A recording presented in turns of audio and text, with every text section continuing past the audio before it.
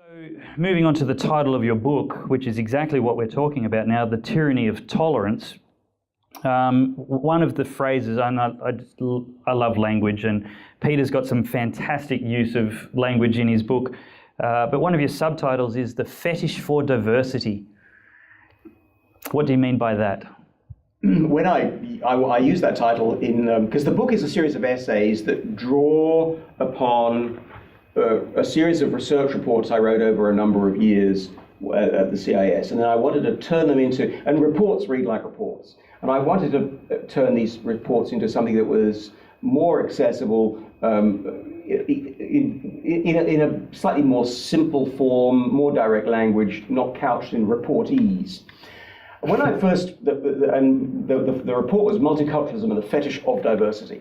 And when I went to our editor, who at the time was working with us, and said, this is what I want to call a report, she really was very, very unhappy with the use of the word fetish. And I had to argue strongly, because she just thought it had nothing but sexual connotations. And I had said, well, you know, I think that just, in a sense, shows what kind of stuff you read. We had a very good natured discussion about this, because we wanted to be challenged on that. I said, well, actually, I think the word fetish is important, because we're making something of diversity that is actually unhealthy. And when you think, what's a fetish? A fetish is an unhealthy preoccupation or obsession with something, and we often do associate it with sexual practices. But let's take the word fetish and apply it to diversity.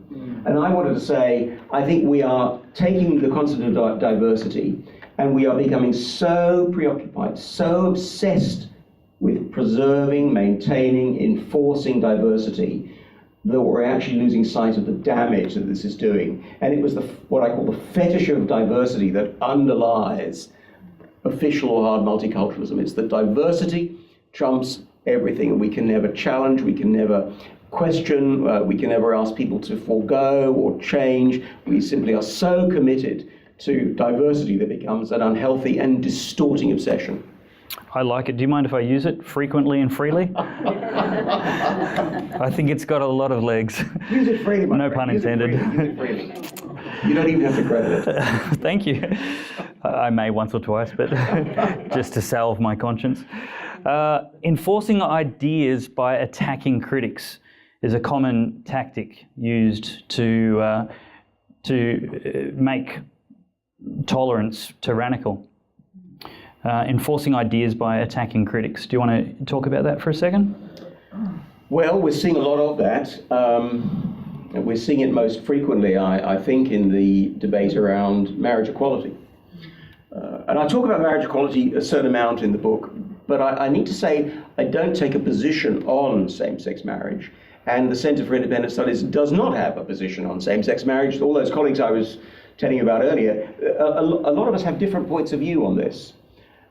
I talk about same-sex marriage because actually I think it shows up the importance of the principle of religious freedom. So somebody who has a view about same-sex marriage, they may say that, they're a Christian, they're involved with a secular company. I'm thinking of Mark Allaby, who worked for was an executive at IBM. He was on the board of the Lachlan Macquarie Institute, which, as you know, is a conservative Christian organization. He had a view about same-sex marriage. It did not affect in any way whatsoever his functioning as an IBM executive. It was a private view to the extent that this was a matter of personal conviction.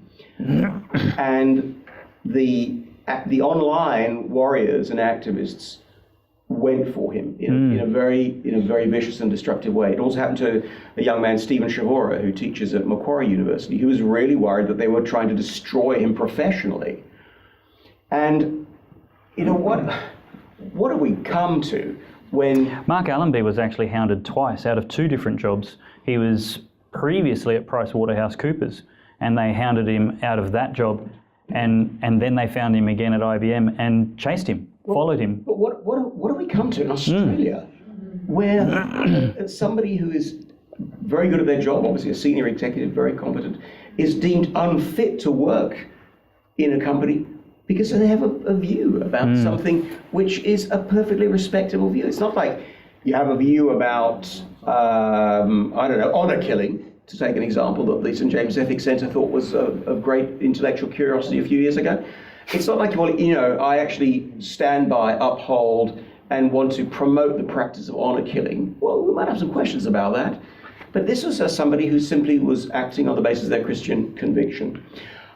It's funny, while I've been in Brisbane, actually, it's one of the good things. It's good to get out of your own pond of water and swim around in somebody else's pond. And it's been interesting to hear how many people have actually raised the matter of Qantas. And I think there's a real anxiety. And you had a question the other week, Steve Ballantyne, I think, Stuart Ballantyne asked a very good question about this. What's Qantas in the business of doing? Are they in the business of transportation, or are they in the business of social change? Now, I have to say, I've got an open mind on this, because Alan Joyce came and spoke at a CIS lunch some time ago, and he made the case. I mean, we know what Alan Joyce's personal view on same-sex marriage is, but he made the case that, in fact, companies do need to take positions on social issues because it's good for business. Business leaders can take a stand, they can help to shape public opinion, and it's good for business. And when you look at the Qantas share price, and you look at how Qantas is doing in terms of market share, and the fact that he has the support of the board, you think, well, maybe Alan Joyce has got a point about this. And maybe it's okay for a national carrier to, although, you know, in what sense, let's call it an air transport company, to take a position on this. Maybe that's okay. The problem is, what if, in order to fly with Qantas, you have to start sharing their point of view? Or if you're going to get upgraded to the chairman's lounge, you've got to have a particular point of view. What about when one's own private beliefs then start to affect the way in which you interact with the company? That, I think, is problematic. But let's have business people leading companies who are doing things that are good for business. We want businesses to flourish and succeed. On the question of his running the company well, he took over the job in 2008, and at that stage it was the ranked third best airline in the world, and had been in the top 5 consistently for 6 years prior to him taking over. Since then, it has slid down consecutively further and further, and it's now at number 15.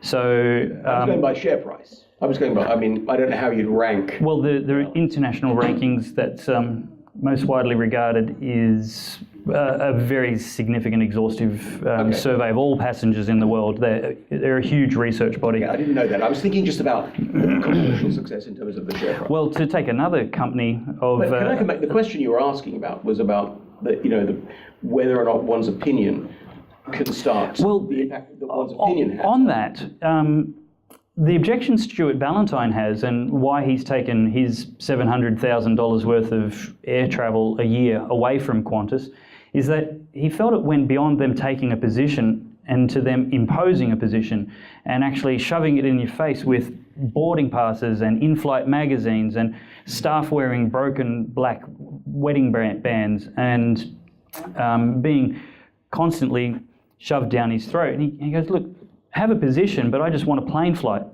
And I don't want to be made to feel like you're attacking me because I don't agree with you. But you see, I think this is actually a very good sign, because cast our minds back to when Bill Shorten made what was, we all know, was a very astute political move to scupper the plebiscite, to really wedge Malcolm Turnbull, and it was a marvellous political strategy, and Shorten has been very effective politically.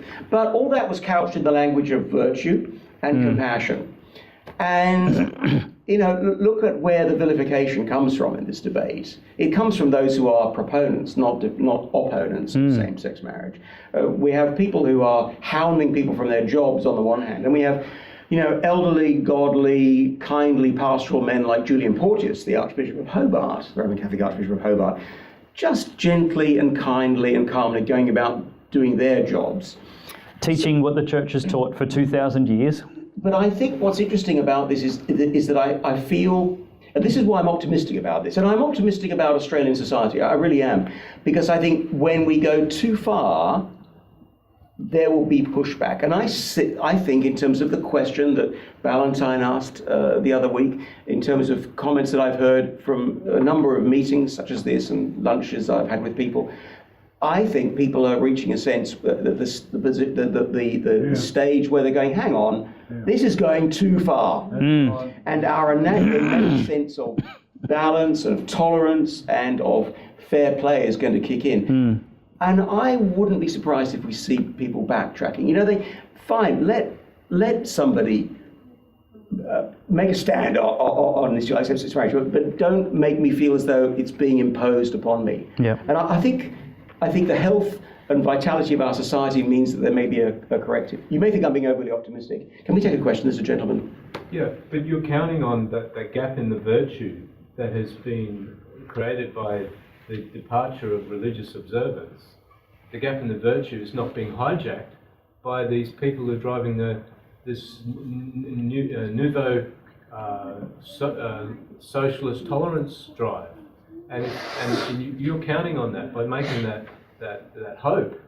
You're counting on that will kick in, and it might not if we don't speak up. If Christians or socially what do you call it? Nominal Christians don't speak up for what they truly believe. If they're shouted down, if they allow themselves to be shouted down, and don't oppose that. I know about Qantas. They said that if you don't get behind this, you won't be able to fly and you won't be able to bank anywhere, and that any good company will get behind this. I work for Qantas, and every day we got emails about getting behind the LGBT thing. Alphabet. And constantly bombarded in the cockpit. So many emails every day coming in to get behind this. And then after I left, I resigned because I'm opposed to it very clearly, and there's no other way for Christians to make their statement. I am not going to give my good service to an organisation that's aggressively campaigning for a social change that's, let's get down to it, is morally wrong, not virtuous from the political sense, it's morally wrong, and you have to stand up for what's right. Thank you for making that point, and I think actually it's very important that you remind us of the plight of Qantas staff. It's one thing about passengers, because we're a flight version, but you're right. I think it's been very difficult for the staff, so thank you for emphasising. You can't hope on that gap. No, I entirely agree with you. Where does this pushback come from? It comes from speaking out. It comes from making a stand. It comes from the question that the young lady asked earlier about cultural Christians. Come on, it's time for the cultural Christians to join the ranks and speak up for what they think is important. That's how I think this will come about. That's how I think that corrective, if I call it that, will come about. And in a sense, that's what I'm appealing to. I'm appealing to Australians' better instincts in saying we all need to stand up for and defend the principles on which our country is founded. And I don't say that in some sort of nationalist or populist way. I say that in a patriotic way. Absolutely. Yeah, I totally agree. But thank you. That was very important. Another solution is your job. activism. Relax, it's all good. I don't know if any of you heard about the Starbucks CEO who invited people who didn't support redefining marriage to go and invest elsewhere. Did anybody hear that? So 2 or 3 years ago, I think it was, he said, look, if you don't support our push for homosexual marriage, then we don't want your business. Go invest in Coke or some other coffee company. He literally told shareholders who didn't support his political agenda to go away. Genius move. He then activated for other leftist agendas. He said he was in the wake of Donald Trump being elected, he was going to make his next 100,000 employees refugees. In other words, he would actively discriminate against Americans or native citizens in whichever country Starbucks was operating. Now, the share price of Starbucks plummeted eventually and slowly and gradually because conservatives said, well, this company is attacking my political position. They're not just serving coffee, they're actually attacking my values and demeaning my philosophies and my family values. And he was replaced as CEO and the share price rebounded. It's not only very important to speak up and advocate the value that we have in religious liberty and the ability to believe what we want and to say what we believe, but it's also important to vote with our feet, to actually write to the board of Qantas and say, look, because of your position, I'm going to prefer to fly with anybody else. You'll be my last pick. Wherever I've got a choice, I won't pick you. The minute you want to stop offending me with campaigning against my values, let me know and I'll be happy to fly Qantas again. Those kind of communications coming in from us and actually doing so will make a difference. It's consumer activism as well as political participation. Now, you mentioned Bill Shorten opposing the plebiscite, and his main argument for doing so was that discussion of the pros and cons of redefining marriage would lead to young people committing suicide. So the phrase you used in your book to describe this, that the left are arguing, is that dissent equals harm. Expand on that for us a little bit more. Well, I think we've expanded the notion of harm really greatly these days, and along with the expansion of a word like harm, we're also seeing a greatly expanded use of the word safe. And we want safe spaces, we want to protect people from harm, and what this, I think, is fostering in the broadest sense is a cult of victimhood. That we have victims, we have people who are going to be harmed or hurt by views that they may not like, and that when they hear views that they may not like, they will feel unsafe and that they have to be protected. And that really is, it's a very odd phenomenon that is sweeping Western countries, I think, the notion of this extended notion of harm and safety. Safe schools was mentioned a few months ago by somebody. That to dissent, what behind your question is the idea that if you dissent from a position, if you say, I take a view about X or Y, somebody who takes an opposite view will feel endangered or threatened. And because we imagine that they feel endangered or threatened, we're no longer allowed to say, to propose the idea that I believe in X or Y, because someone somewhere may be harmed or may be made to feel unsafe. Well, that just stifles all public discourse. And it becomes, it's a strategy that we have to counter. He said in the course of that debate that if one person commits suicide, it's one too many. And what I argue that amounts to is using the threat of one person who has not yet but might commit suicide is enough to silence debate. Somebody wrote to me about that, a young woman whom from a parish where I was a number of years ago, and thought that was actually a very hard thing to say because of her own experience, and that she had she knew about people who had made attempts on their lives because of conflicts about their emerging sense of sexuality, and that for me to argue that you can't use the threat of suicide as a way of shutting down debate, she said it was like a kick in the guts to her. And now I understand that, but the problem with that line of argument, and I've been corresponding with the problem with that line of argument is it means you use an individual's experience to stop any kind of wider discussion. I have experienced this, therefore none of you can talk about that which prompted me. And that's getting us nowhere. That's getting us nowhere. And we've got to counter the idea that you can't say anything uncomfortable and without threatening somebody's sense of safety or self-esteem. Self-esteem is the other word, of course, that is caught up in that. So we become very protective. We become very insulating. We wrap protective cushioning around everything, and the result is stasis. We don't end up talking about anything. What's the solution to the inability for some people to separate their ideas from their identity? Say a bit more about that. That's an interesting question. Okay, I've got. I think most of us would.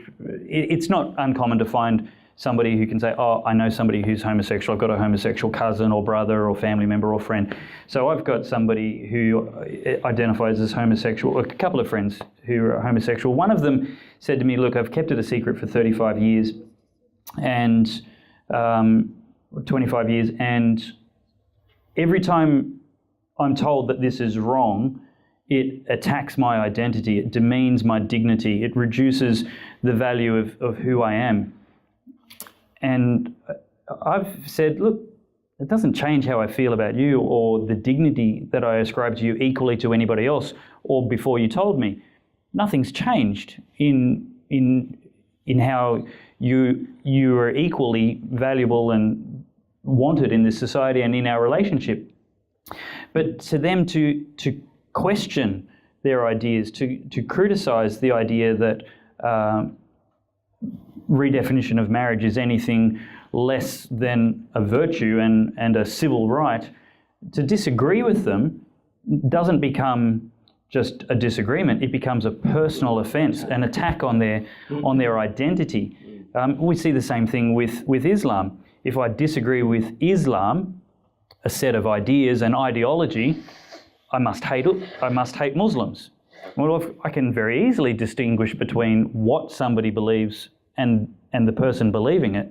And I can say, you're a very intelligent person, but I think you're very wrong. It doesn't mean I think you're stupid, it just means I think you're wrong. And we can talk about it. And likewise, if you tell me that I'm wrong, I'm not going to be personally offended or go cry in a corner. There seems to be, I guess, the affectionate name we attribute to them is this snowflake. Inability to be able to withstand the heat of criticism and scrutiny and instead just melt. John Howard was the person who first coined the phrase minority fundamentalism back in 1994. And I picked this phrase up. And when he kindly agreed to write the foreword to the book, we talked about this. And so 1994 was the year we came to Australia. And I thought, gosh, this is not new. This has been going on a long time here. And Howard had picked it when he was still in opposition at a speech that he gave in Sydney. His point about minority fundamentalism was that the views of minorities, those who belong to minority groups, claim an identity that is used to silence, to browbeat, to the tyranny of tolerance, to oppress those with whom they disagree, or those who feel disagree with them, I should say. And so somebody who says, when you criticize, when you put before me your theological opposition to homosexuality, I feel I'm being attacked. Therefore, the implication being, you must not attack me, which means you must not put forward your theological points of view. You must not talk about your faith because of the way it makes me feel. That is exactly an example of the kind of minority fundamentalism that Howard warned us against in 1994, and he's still warning us against now. Yeah. That there are, basically it's about the group taking precedence over the individual. If the members of groups identify as members of groups, that group identity trumps everything else.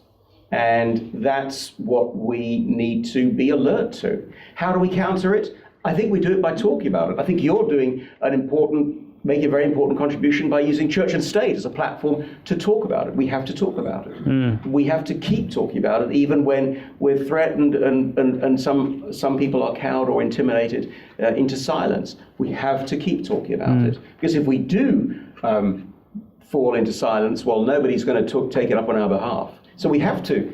We have to keep talking about it. Yeah. And we have to keep pressing this. Yeah. Thanks for watching. If you really enjoyed that video, please give it a thumbs up and subscribe to my channel. Have a look at this great video next, and check out the website for even more interesting articles and episodes later.